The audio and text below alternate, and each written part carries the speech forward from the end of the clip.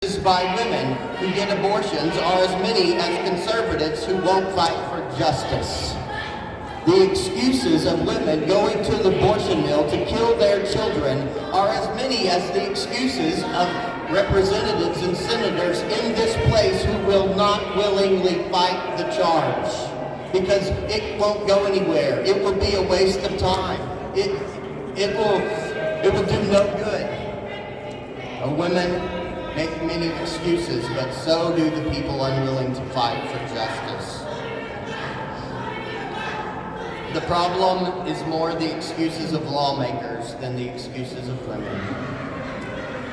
Joshua and Caleb, they wanted to kill. Do you realize that when Joshua and Caleb stood up for what God says, that the rest of the people wanted to persecute them? They picked up stones to kill them.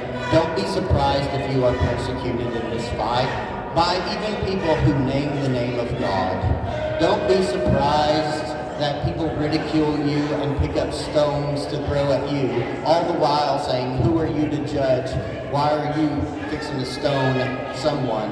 While they're the ones stoning you.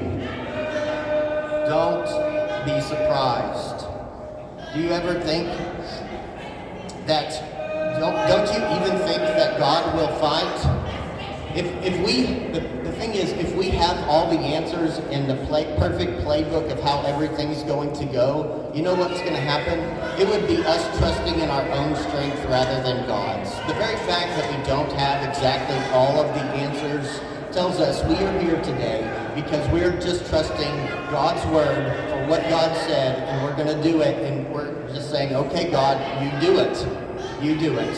We're trusting God. Isn't that what we do in our salvation? Do you save yourself? Is there a perfect playbook for how you came to Christ and you had it all worked out? Or even your kids or your grandkids? You trust in God. You pray to God. You put it in His hands and say, okay, God, save people.